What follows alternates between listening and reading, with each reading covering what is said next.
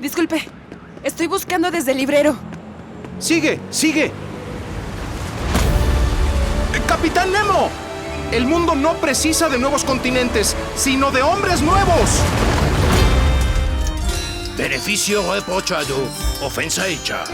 Uno para todos y todos para uno. Sigue. Ale. Gracias, D'Artagnan. Nada era del individuo, a no ser unos cuantos centímetros cúbicos dentro de su cráneo. El gran hermano es la concreción de que el partido se presenta al mundo.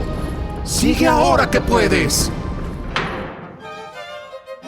Divide tu día en partes y a cada una asígnale una tarea, sin dejar un cuarto de hora, 10 minutos ni 5 siquiera sin algo que hacer.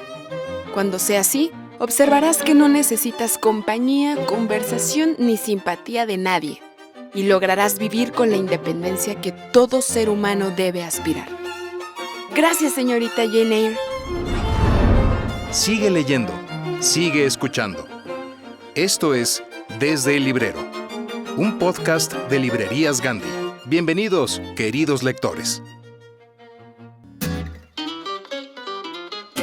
Hola queridos escuchas, ¿cómo están? Yo soy Yara Vidal y este es el programa 93 de Desde el Librero. Vamos a salir un poquito de viaje, porque son vacaciones todavía, con Mercedes Alvarado.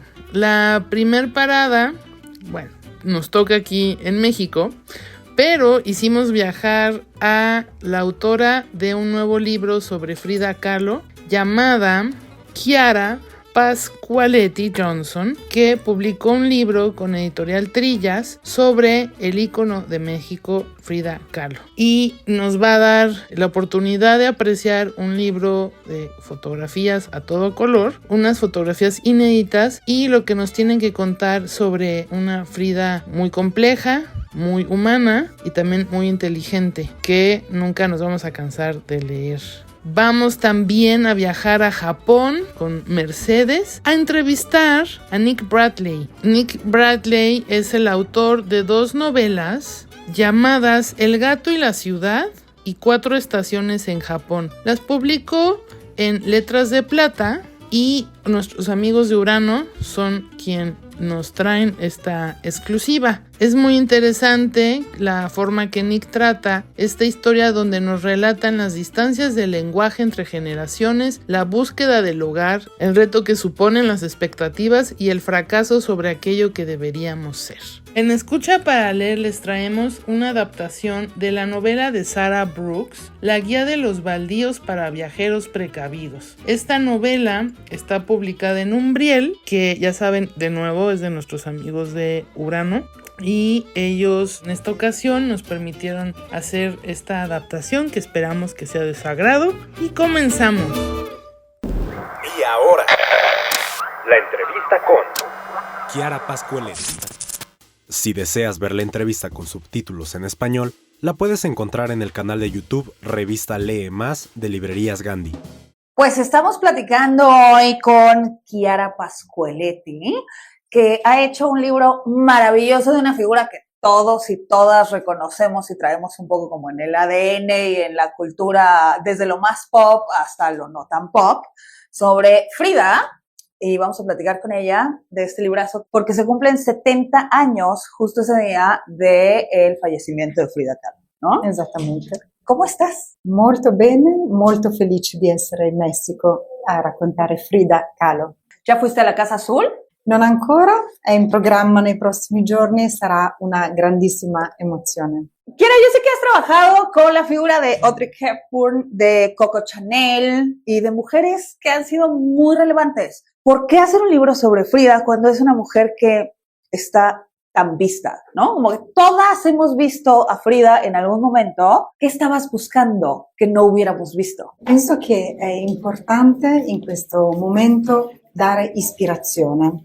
Pienso que es muy importante en este momento provocar una inspiración, dar inspiración. E ci sono poche donne quanto Frida capaci di ispirare. Hay pocas mujeres como Frida capaces de inspirar. E non è mai abbastanza la letteratura. Y nunca basta, nunca es suficiente la literatura. E spero di aver dato uno strumento più moderno, più fresco per parlare di Frida. Y espero de haber creado o proporcionado un instrumento más fresco, más moderno para hablar de Frida. Uno strumento fatto di parole Un e di instrumento immagini. que está hecho de palabras e imágenes. E la caratteristica di questo libro è proprio quella di mescolare le parole alle immagini di Frida. Y la característica de este libro es precisamente la de conjuntar las palabras con las imágenes de Frida. E in più Además, è lo sguardo di un'europea, di un'italiana, nei confronti di un'icona messicana. y además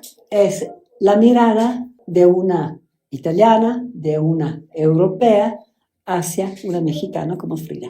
E dunque una rilettura, spero, più appassionante, più oggettiva. Y es una visión más apasionante, más objetiva, di un mito De un che non mito. è più messicano, ma è mondiale. que ya no es mexicano, se ha convertido en algo universal, mundial. ¿Es una manera de releer a Frida? ¿Es una forma de releggere Frida? È una forma di celebrare Frida Es una forma de celebrar a Frida e di renderla sempre più appassionante, sempre più interessante y de hacerla más apasionante, más interesante, per un pubblico più trasversale possibile. para un público más transversal posible. Questo libro l'abbiamo immaginato per non solo chi già conosce Frida, ma per chi è curioso di sapere qualcosa di più della sua vita. Este libro lo hemos imaginado no solo para los que ya saben de Frida, conocen a Frida, sino para aquellos que ignoran quién fue Frida, quién ha sido, quién es. E penso che le immagini siano una calamita potentissima per attirare lo sguardo, il primo sguardo Y pienso verso il libro. que las imágenes son un imán muy importante para la primera mirada que cae al libro. Ma poi spero che le parole servano ad approfondire. Pero después, lo que deseo y espero que las palabras sirvan para profundizar acerca de este tema. Frida richiede tempo Porque Frida reclama y requiere tiempo. e non basta un articolo di 2 pagine, non basta una breve storia, un riassunto per No basta raccontarla un tutta. artículo, una breve historia, un artículo publicado. No es suficiente. Frida necesita tiempo, entre otras cosas, porque es una mujer sumamente compleja. Es una mujer, ¿no? Primero. Para empezar, es una mujer. Tanto per incominciare, Esattamente. Se nos olvida de pronto, porque pasa con Frida que, claro, el personaje es tan grande que no vemos a la mujer. Me gusta mucho esta perspectiva de que necesita tiempo.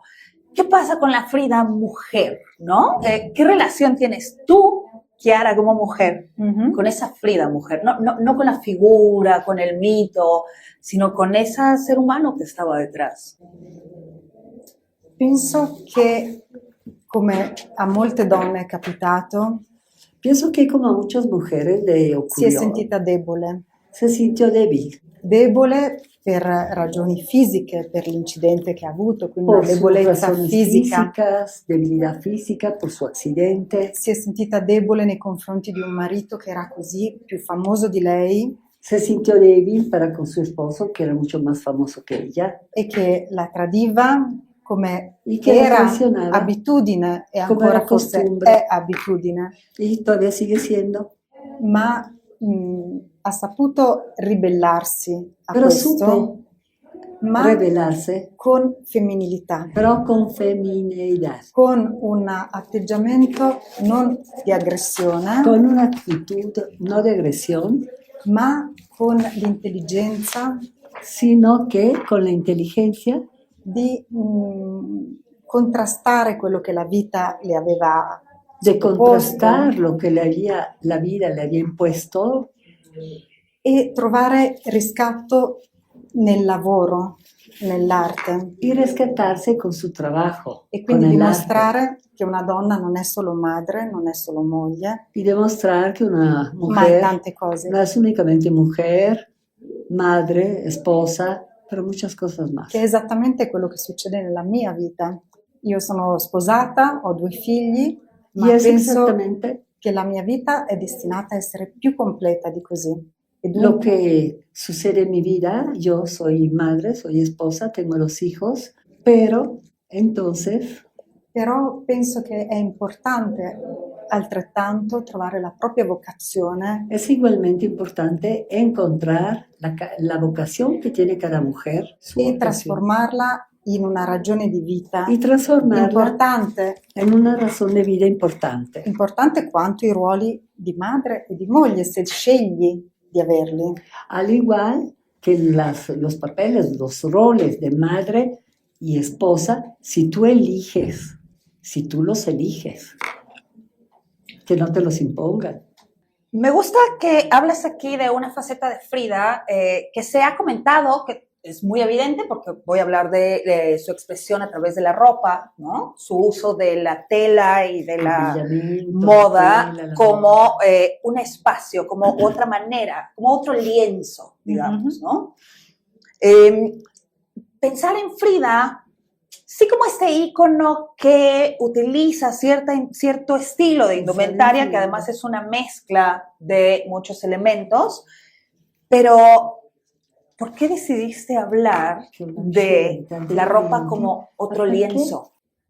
Ti dirò di più, non è una parte della personalità, è proprio una parte dell'arte di Frida. Es una parte de la parte, es un È pedazo, molto di più, es è mucho una más. tela con cui Frida Es el dipinge lienzo se con stessa. quien Frida se pinta a sí misma. È un altro autoritratto, Es otro autorretrato. semplicemente su una tela diversa. Simplemente es un lienzo, una tela diferente. E altrettanto importante è la fotografia. Igualmente importante es la fotografía. Frida ha scelto di lasciarci queste immagini. Frida decidió dejarnos estas imágenes. Non sono mai istantanee, casuali. No son casuales. Sono sempre foto posate, Son siempre fotos que se posaron, para las cuales tuvo que posar. dove Frida ci guarda Donde negli Frida occhi. nos Siempre mira mirando, siempre a la cara, mirando. a los ojos. E l'abbigliamento Y su vestimenta è attentamente studiato, non c'è es mai nulla di casuale. estudiado. Nada es casual. Es un acto creativo. È Un una acto opera creativo. d'arte. Es una obra de arte. Per me. Para mí. Io vedo un'opera d'arte qua dietro. Yo veo Un'opera d'arte acá completa. dentro, una ópera de arte completa. La vita trasformata in opera d'arte. La vida que se transforma en una obra de arte. E allo stesso tempo Y al mismo tiempo è il desiderio di raccontare es el deseo de narrar profondamente le proprie origini profundamente sus orígenes e esporle davanti al mondo intero. y exponerlas, darlas a conocer a todo el mundo. Uno degli episodi che mi ha colpito di più della Uno vita de di los Frida episodios que llamó más mi atención de la vida de Frida è la reazione degli americani es la reacción de los americanos, del Cuando lei norteamericano, cuando ella cammina per le strade di New Cammina York o di San por las Francisco calles de o Nueva di York, Detroit, de Detroit, destava meraviglia. que despertaba asombro, su vestimenta, cómo era ella, su peinado. Ma io penso che non fosse un desiderio di farsi notare, Pero yo creo que no era una forma de llamar la atención. era una forma di orgoglio Es una forma de orgullo, una forma de expresar su orgullo. e allo stesso tempo una forma espressiva potente, forse più potente dei suoi dipinti. Y al mismo tiempo una forma expresiva, poderosa, más poderosa tal vez que sus pinturas. Era una mujer muy consciente de Una donna su muy autopercepción, de la propia autopercepción. pero también de la percepción de otros Ma anche della sobre percezione degli sobre altri, su cuerpo, del suo corpo, sobre su existencia della sua como esistenza mujer, come donna, pero quizá fue poco consciente ma forse poco durante consapevole lei, durante muchos años durante molti anni de la percepción de su obra. della percezione di come venne percepita la sua opera. Certamente sappiamo bene che Cierto. soprattutto in Europa è arrivata tardi, Sabemos muy bien, sobre todo en Europa llegó tarde. è arrivata prima la persona Llegó primero e la dopo persona l'opera d'arte. y después su obra Pero de la arte. persona como la señora Rivera, Ah sì. no como Frida Kahlo. Sì, Ah, la sì. persona come Ah, la sì. moglie di Rivera. Sì. È molto interessante quello che tu Muy interesante lo que sottolinei. está subrayando. Lee Más es la revista oficial de Librerías Gandhi, la cual la puedes adquirir en todas nuestras librerías a nivel nacional. No te olvides además que si ese mes se te fue comprar un número o quieres otro ejemplar, puedes ingresar en revistalemas.mx o gandhi.com.mx para adquirir los números anteriores por 25 pesitos. Desde las tiras en los periódicos hasta el álbum ilustrado para adultos, pasando por universos fantásticos y superpoderes, lo mismo que por casas comunes y problemáticas humanas, la narrativa gráfica ha recorrido un largo camino, a través del cual ha desarrollado un arte propio y un corpus que rebasa sobradamente la etiqueta de cultura pop. La idea de que el cómic y la ilustración estaban destinados solo a las infancias quedó en el pasado, y como prueba, los múltiples formatos en los que han evolucionado dándonos la oportunidad de explorar y disfrutar el trabajo de tantas mentes creativas.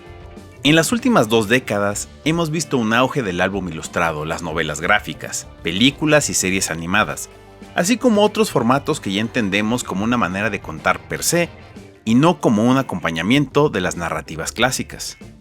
En este número de julio, en Lee Más, les proponemos un recorrido por el trabajo de algunas mujeres que, desde distintos frentes, ilustración, narrativa gráfica, tipografía, han dedicado su carrera a trazar nuevos mundos y, con ello, han construido espacios en los que la imagen crea, construye, desmitifica y comunica. Estas otras maneras de relatar la realidad constituyen una puerta a diversas complejidades sociales y humanas, pero también nos regalan la oportunidad de habitar contextos más justos y esperanzadores.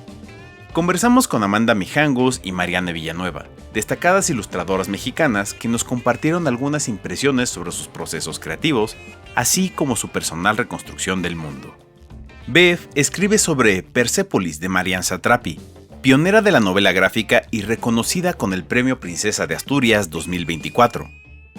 Dani Sadia revela por qué Asterix en los Juegos Olímpicos continúa tan vigente, y Brenda Ríos trae a la conversación un relato gráfico maravilloso, Promethea, de Alan Moore. Rescatamos nuestra amada sección Niños a leer, con el nuevo libro y la exposición de 31 minutos. Les traemos la entrevista con la estrella del thriller, Joel Dicker, y una infografía para conocer a más creadoras de narrativas gráficas de todo el mundo.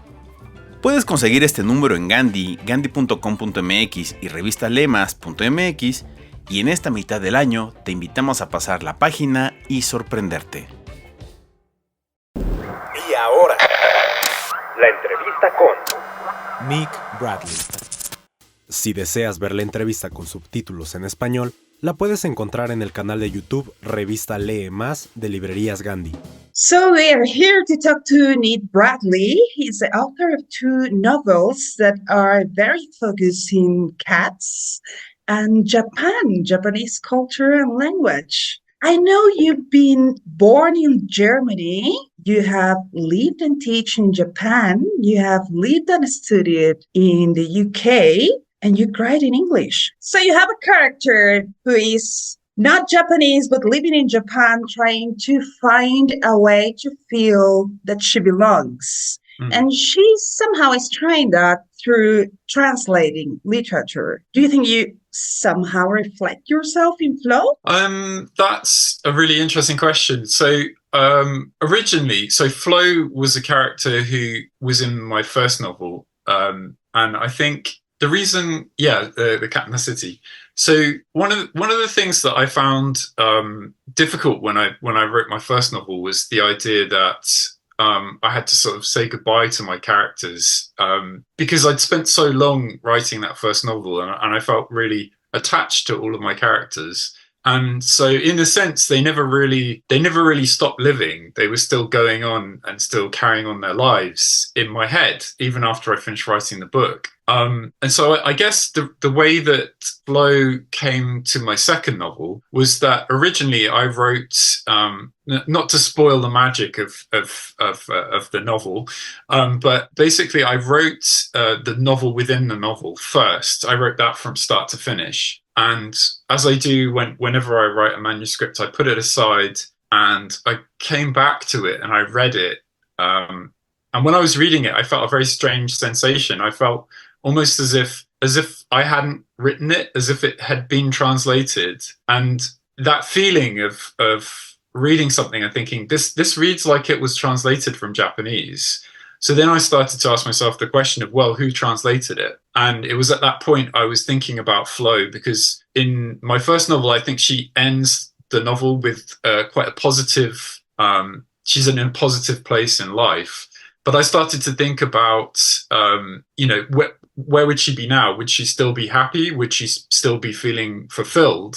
And the more I thought about it, the more I thought, well, she'll finish one project and now she'll be looking for the next project, and how's that going? So in a way, Flo's story started to write itself in my head after I'd written the novel within the novel. But then the more I kind of thought about that, the more I started to think, well, if Flo is translating this novel, who wrote it originally? So then that became part of Flo's journey, trying to track down the original author of the book she was translating.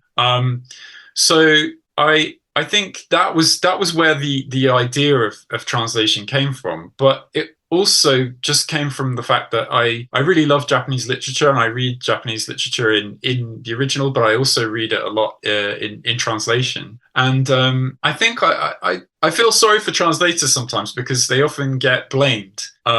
It's like they shoot the messenger. So sometimes if people don't connect with a book, their first instinct, particularly with Japanese literature, is to blame the translator. And so I kind of wanted to explore that idea of how it takes someone so much time and effort, and they become so invested in a project of translating it, that to dismiss the translation is like dismissing someone's life. It's like, it's discounting the journey that they've been on to create this novel. And I think sometimes what I would rather that readers did when they read a novel in translation is to maybe think, actually, it might be the author they don't like, and that it might not be the fault of the translator. So I think that was something that I wanted to explore. I wanted to explore this idea of the consumption of Japanese literatures often in translation, and people feel like the original is inaccessible to them. But I kind of wanted to delve into that and interrogate that.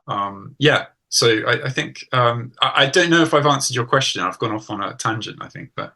Yeah, it's marvelous what you're saying, because we're always losing something in translation, and it's very well explained here. Not only because the character is very aware of her inability to capture everything, because you have to make decisions all the time when you're translating. But there is also something intricated in the novel about translating life, because you're playing here with opposite characters.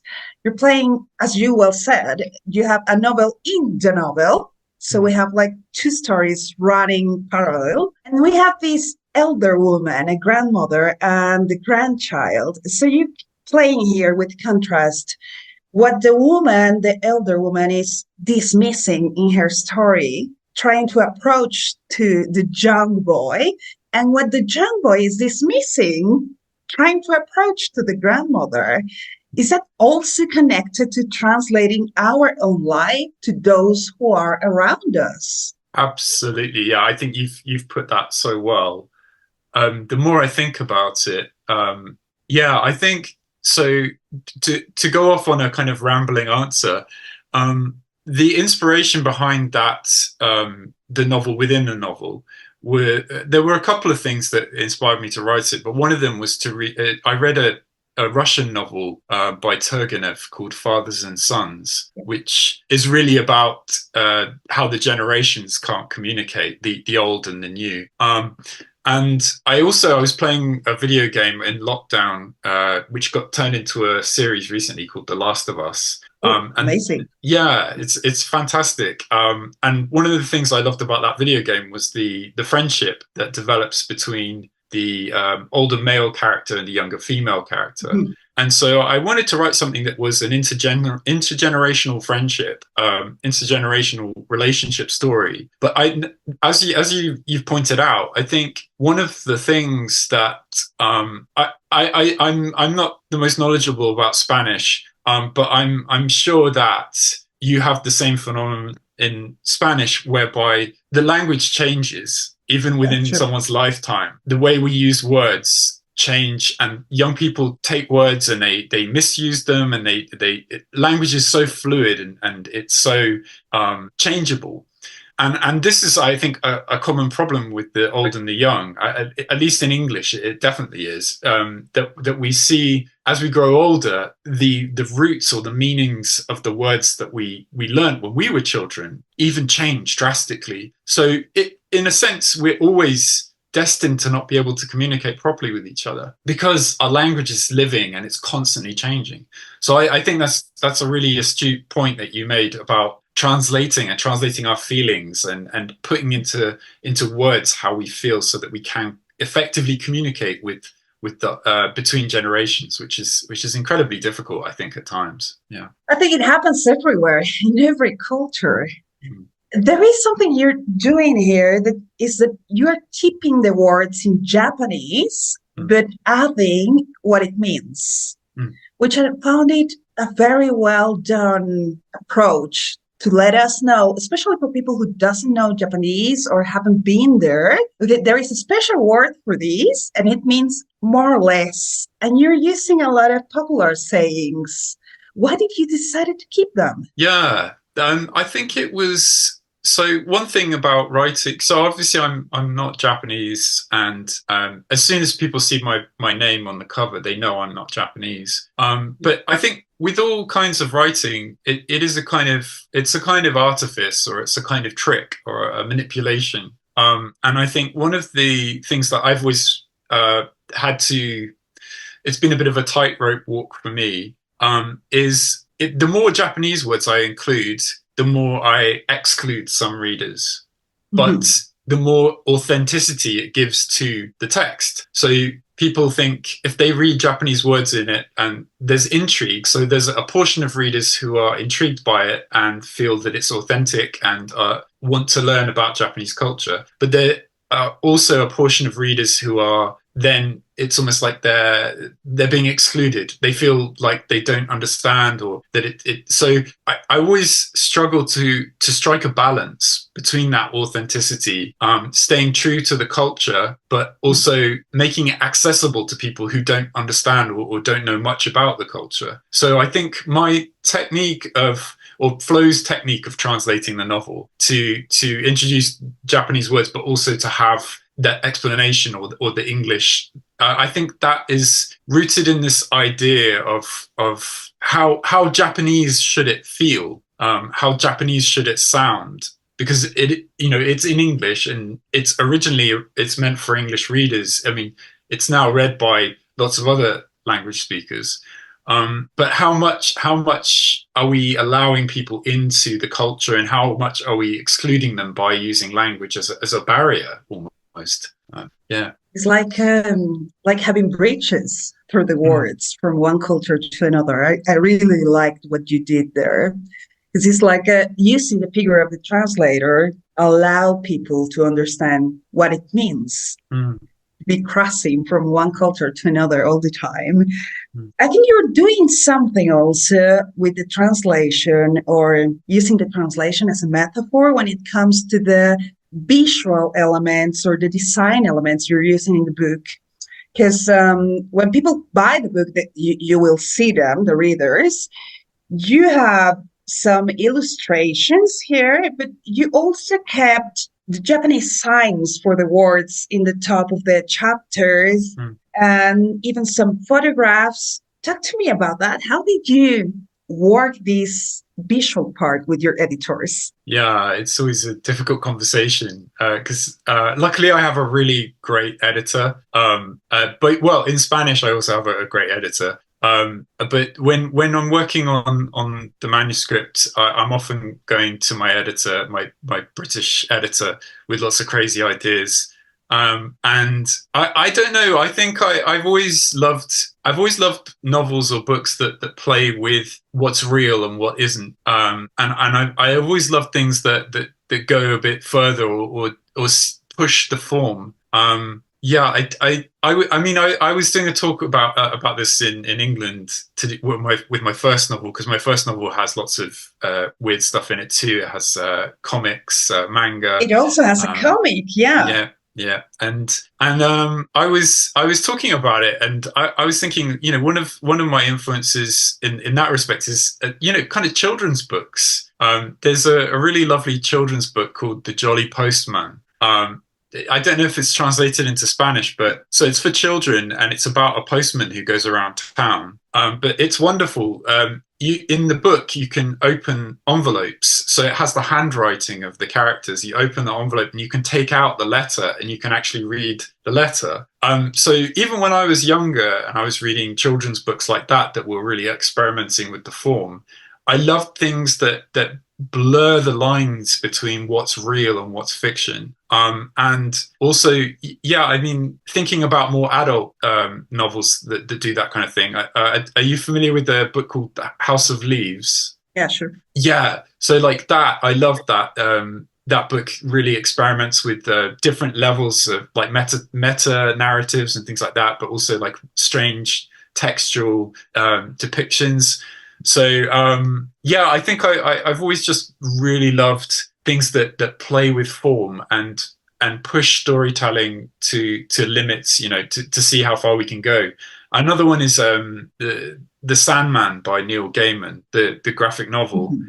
I remember reading that as a teenager, and there's a part where the illustrations start to spiral like this, so that the reader has to actually turn the book as they're reading. And I love that kind of stuff that actually not, because normally, reading is quite a passive thing. We sit there, it's very active in the mind, but physically it's quite passive. But is it about, is it about converting literature in a different kind of experience, not just using your eyes and your brain, but also your body, like expanding the experience of literature? Yeah, absolutely. I mean, with my second book, there's like a QR code in it. And that QR code is in the book, and you can just keep reading it. Or some readers, I'm sure, they think, oh, does this QR code work? They scan it with their phone. It takes them to a website. I love that kind of thing because it adds a sort of layer of verisimilitude to what you, because it starts making you think, is this real? How much of this is real and how much of this is fiction? So I love that stuff. Your main character is saying it in the first chapters of the novel. She's saying she doesn't know what's real and what's not real. And this barrier, it's becoming very blurry while we are advancing in the book. She knows she's reading a book that is fiction, but she's living it, for real. She wants to spend more and more time with the characters, even though she's very aware it's just literature. Mm-hmm. Yeah. I mean, I loved that side of writing it, working out, how much, which parts of the book are true and which parts are fiction. And I think I loved that with my first book too. And I think, there's an author within who's mentioned in both books. And still to this day, I get readers emailing me, asking me, is this a real author? Where can I read their books? Because it's placed amongst real life Japanese. So there are mentions of real life Japanese authors or artists and things like that. And so I think when I put things in of my own creation, those actually become almost, they become real to some readers, that they and I think that's just a wonderful thing where our imaginations really take us into the book and into that fictional world. I think it's that's one of the joys of reading. It becomes real. Yeah. Si deseas ver la entrevista con subtítulos en español, la puedes encontrar en el canal de YouTube Revista Lee Más de Librerías Gandhi. Esto es Escucha para leer. La guía de los baldíos para viajeros precavidos, de la autora Sarah Brooks. Pekín, 1899. Hay una mujer en el andén que tiene un nombre que no es el suyo, con el vapor dándole en los ojos y el sabor a combustible en los labios. El silbido chirriante y desesperado del tren se transforma en sollozos de una niña que hay por ahí, y en los gritos de los vendedores de cachivaches que anuncian sus amuletos endebles que, según ellos, ofrecen protección contra la enfermedad de los baldíos. Se obliga a alzar la mirada, a encararse a aquel vehículo, el tren que se cierne sobre ella con sus siseos y zumbidos, a la espera, vibrando por la energía incontenible que emana. Es enorme, de una solidez implacable, 3 veces más ancho que un carro a caballo. Hace que los edificios de la estación parezcan juguetes en miniatura. Se concentra en su respiración, en vaciar la mente de cualquier otro pensamiento. Dentro y fuera, dentro y fuera. Lo ha estado practicando, día tras largo día durante 6 meses, en casa, sentada junto a la ventana mientras veía a los ladronzuelos y a los mercaderes de la calle y dejaba que todo le resbalara, despejando la mente hasta que acababa cristalina como el agua. Se centra en la imagen de un río, de aguas grises y movimientos lentos. Ojalá pudiera llevarla a un lugar seguro. María Petrovna. Tarda un segundo más de la cuenta en percatarse de que el Botones le está hablando a ella, por lo que lo mira con un sobresalto. Sí, sí, dice, en voz demasiado alta para enmascarar la confusión que reina en ella. No está acostumbrada a las sílabas de su nombre nuevo. Su compartimento ya está preparado y su equipaje está a bordo. Unas gotas de sudor le cubren la frente y le dejan un redondel húmedo y oscuro alrededor del cuello. Muchas gracias. Se alegra al oír que no le tiembla la voz. María Petrovna no le tiene miedo a nada. Acaba de nacer. Solo puede ir hacia adelante y seguir al Botones conforme él desaparece entre el vapor, mezclado con atisbos de pintura verde y letras doradas de unas palabras en inglés, ruso y chino.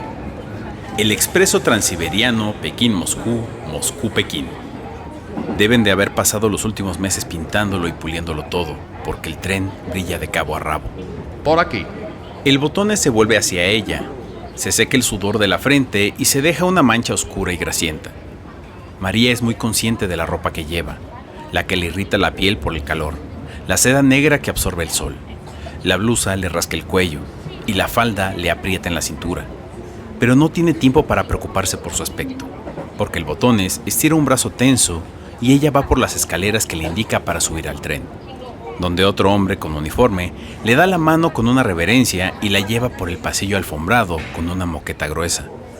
Ha subido al tren y ya no hay vuelta atrás. Delante de ella, un hombre con barba, unas gafas doradas y una voz de esas que tienen tanto ímpetu que apartan a los demás cuando habla, se asoma por la ventana y grita en inglés. ¿Dónde está el jefe de estación? Cuidado con esas cajas. Ay, disculpe. Se apretuja contra la ventana e intenta dedicarle una pequeña reverencia a María cuando ve que ella se acerca. Por su parte, ella se limita a esbozar una pequeña sonrisa y a inclinar la cabeza y lo deja con sus bravuconerías. No tiene ganas de andarse con formalidades sociales ni de recibir las miradas curiosas y evaluadoras de los hombres que ya han visto su vestimenta negra de luto y han entendido que está sola, que la observen a sus anchas. Lo único que quiere hacer es quedarse a solas en su compartimento, cerrar la puerta y las cortinas y envolverse en un silencio tranquilo. Solo que no se lo permiten. Todavía no. Ay, que no es para tanto. Sé cuidar de mí misma. Una anciana se acerca desde el otro lado del vagón, vestida de seda azul oscura y seguida de su sirvienta. ¿Y esto es primera clase? Mira a María de reojo y luego a la puerta del compartimiento que tiene al lado. Me habían dicho que este tren es lo mejor que existe. Debo confesar que no lo veo. Oír el sonido familiar de los ricos de San Petersburgo, a miles de kilómetros de sus calles amplias y viviendas altas, hace que María eche de menos su hogar. Aquí está su compartimento, señora. Le indica el auxiliar con una reverencia hacia María, pero mirando a la anciana nervioso. ¿Viaja sola? Pregunta la anciana mientras le hace un gesto a su sirvienta para que deje de intentar pasarle otro chal por los hombros. María ve una mezcla de lástima y reproche en la mirada de la mujer y se sonroja. Mi sirvienta no ha podido venir. El viaje es demasiado para sus nervios. Bueno, me alegra de que nosotras estemos hechas de otra pasta. Los demiluchos de mis sobrinos han pasado meses intentando disuadirme de que haga el viaje al contarme todos los horrores que pueden ocurrir, pero creo que solo lograron asustarse a sí mismos. Esboza una sonrisa inesperada y le da una palmadita a María en una mano. Bueno, ¿y dónde está mi compartimento? Si Vera no consigue meterme en una butaca con una taza de té en la mano, no sé yo qué va a ser de ella. Por aquí, condesa. El auxiliar le dedica una reverencia mucho más profunda, con una floritura teatral con la mano. La sirvienta, la tal Vera, abre la puerta desde lejos, como si le diera miedo el horror que pudiera encontrar dentro. Vamos a ser vecinas entonces. María le dedica una ligera reverencia. No empecemos con esos despropósitos. Me llamo Ana Mikhailovna Sorokina. ¿Y usted es...? María contiene el aliento una vez más y sufre una sacudida como cuando se salta un escalón que creía que estaba ahí, pero parece que la condesa no se da cuenta. Me llamo María Petrovna Markova. Bueno, María Petrovna, espero poder conocerla mejor. Al fin y al cabo, tiempo no nos va a faltar. Y con eso, la condesa permite que su sirvienta menuda, que ha estado mirando a María con discreción, la guíe al interior del compartimiento. ¿Necesitará algo más? No necesito nada. El auxiliar se pasa la lengua por los labios y traga en seco. Tiene miedo. Piensa María, y por alguna razón, aquello la llena de valentía. Su equipaje ya se encuentra en el estante encima de la cama, la cual tiene forma de sofá durante el día, lleno de cojines mullidos. Todo parece nuevo. Transiberia debe de haber destinado una cantidad ingente de dinero a la decoración, pues muestra toda su confianza en el bordado dorado de los cojines, en el latón brillante de las paredes y en la moqueta azul marino suave bajo sus pies. El logotipo de la empresa está por doquier, enroscado alrededor del florero y los apliques y hasta en las tazas de té y los platitos de porcelana de la mesita que hay junto a la ventana. Su equipaje de mano está en la butaca, al lado. La ventana está enmarcada por unas persianas y unas cortinas de terciopelo azul y al otro lado del cristal hay 2 barrotes de hierro gruesos. Se los queda mirando durante un momento antes de acercarse a la pared, donde hay 2 puertas de caoba pulida. Una de ellas es un armario donde ya cuelgan sus vestidos y su chal, preparados por manos invisibles, mientras que la otra es una alacena con un fregadero compacto de porcelana blanca, con 2 grifos de plata reluciente y un estante que contiene un cepillo y varios botes de crema de París, además de, encima de todo, un espejo de bordes plateados. Cuando era pequeña, siempre le había fascinado el espejo dorado antiguo que su madre tenía en la habitación. Nublado por la plata, solía pensar que le hacía parecer un fantasma que surgía del inframundo o que salía de un lago. Fuera cual fuere la idea que le llegara en el momento, disfrutaba de la sensación de ser otra persona, aunque fuera por un rato, antes de que su madre la hiciera volver a bajar a tomar el té con su abuela o de que su padre fuera a hacerle preguntas de aritmética. Había creído que, conforme se hiciera mayor, iba a estar más segura de sí misma y de lo que quería ser. Sin embargo, ¿qué es lo que quiere esta nueva María? Cierra la puerta de la alacena porque no quiere verlo. De su equipaje de mano saca un libro maltrecho, con la cubierta desgastada y las páginas arrugadas de tanto leerlo. Se sabe hasta la última palabra de memoria y sería capaz de copiar las ilustraciones sin consultarlo. Pero su presencia física tiene algo que la tranquiliza. La famosa guía de los baldíos de Valentín Rostov, el ejemplar de su padre que ella leía en secreto mientras soñaba con el tren y con el mundo al otro lado de sus ventanas y se imaginaba que iba a bordo. Solo que no como lo está ahora, no a solas. Una soledad dolorosa y repentina se apodera de ella. El tren ni siquiera ha arrancado y ya se ha saltado el primer consejo de Rostov. Por encima de todo, no intentes embarcarte en el viaje a menos de que estés seguro de que tienes la mente centrada. En el andén, los botones y los auxiliares ayudan a los rezagados a subir a bordo y ordenan a sus familiares compungidos que vuelvan hacia las puertas. Los mecánicos, con el rostro manchado de aceite, caminan con ímpetu junto al tren. El jefe de estación, bastante agobiado, mantiene a raya a un grupo de hombres con libretas. Con un destello de luz repentino, ve que un hombre sale de entre la tela negra que hay detrás de su equipamiento fotográfico. Estará en el periódico de mañana. Un viaje transformado en historia antes de que dé comienzo siquiera. Una serie de golpes mecánicos proclaman que van a cerrar las puertas y a bajar los barrotes de hierro. Se centra en respirar. dentro y fuera, dentro y fuera. Nada del exterior puede entrar, nada de dentro puede hacernos daño. Se muerde el labio hasta que nota el sabor de la sangre. El hierro nos mantiene a salvo. El andén se ha quedado vacío, salvo por la pequeña silueta del jefe de estación. Lo ve alzar su bandera y mirar el reloj de la estación. Los rostros que hay detrás de las puertas del andén se quedan contemplando los que hay del otro lado de los barrotes de las ventanas del tren. Algunos de ellos lloran. María recuerda las palabras de Rosto. Se dice que hay un precio que cada persona que viaja por los baldíos tiene que pagar. Un precio ajeno al coste del billete del tren.